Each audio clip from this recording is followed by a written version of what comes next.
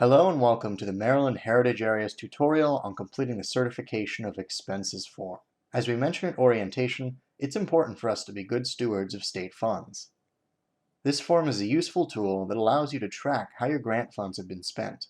You will first be asked to submit a Certification of Expenses form with your mid-project report, which is due roughly halfway through your grant cycle.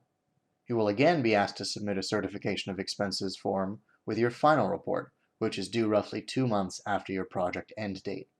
You can download a copy of the form either by clicking on the link in the attachment section of the mid and final project reports, or by clicking on the link included in the description of this video.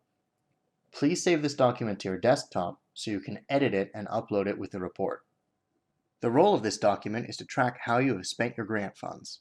Because of this, it is important to use the budget included in your executed grant agreement and not your application. This budget can be found in Exhibit B of the grant agreement. We strongly suggest that you bring up both Exhibit B and the Certification of Expenses form so you can refer to both documents at the same time. As you fill out this form, you must utilize the line items included in the budget. You may not add or remove line items without first contacting your project monitor. For example, I've brought up the budget for the construction of a historic trail.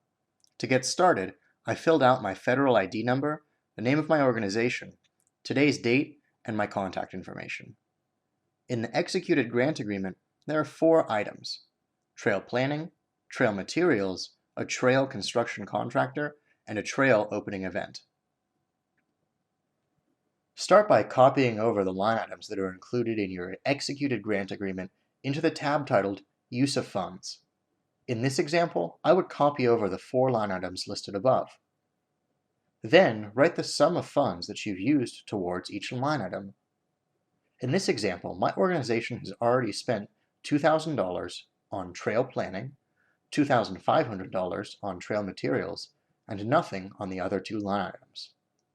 Since I've spent nothing on the last 2 line items, I will enter $0 for now. Observant viewers may notice that in this example, my organization has spent more on trail materials than originally expected. We understand that you cannot always predict exactly how much each item will cost, and because of this, you are allowed to move funds freely between line items. As long as the totals of grant funds and match remain the same, you may change these numbers at your discretion. That being said, as we mentioned earlier, you may not add or remove line items without first contacting your project monitor.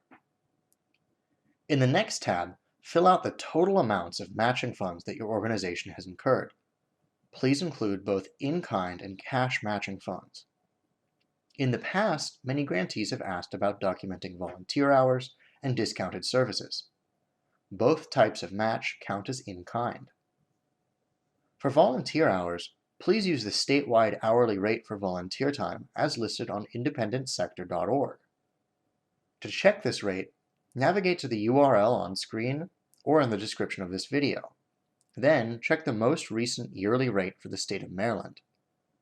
Multiply this rate by the total of volunteer hours to get the total value of volunteer time that you may use as in-kind match.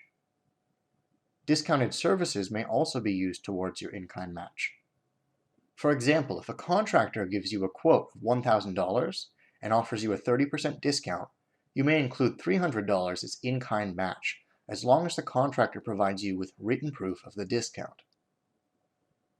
When filling out your match, be sure not to exceed the total value of your grant award. Any amount spent on the project that exceeds your 1-to-1 match must be documented in the next column entitled Other Project Costs. Let's say, for example, that your organization is constructing a $40,000 trail and you received a $10,000 capital grant.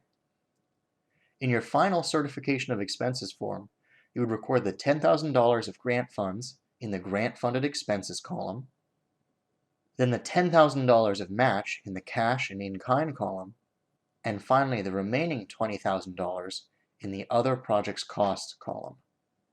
The final column on this form is the total expenses incurred to date.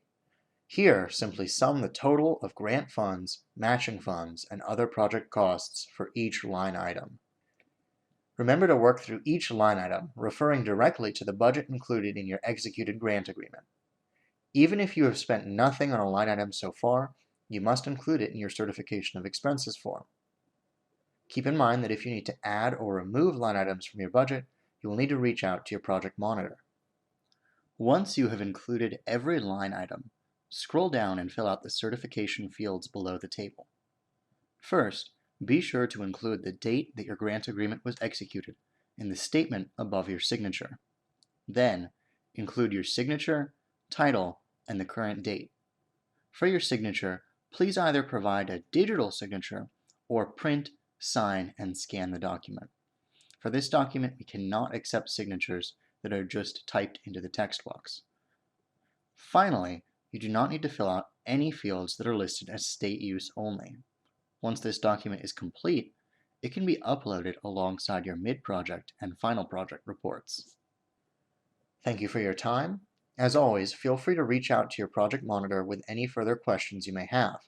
Your project monitors will be happy to work with you and ensure that the final half of your project will be completed before your project end date.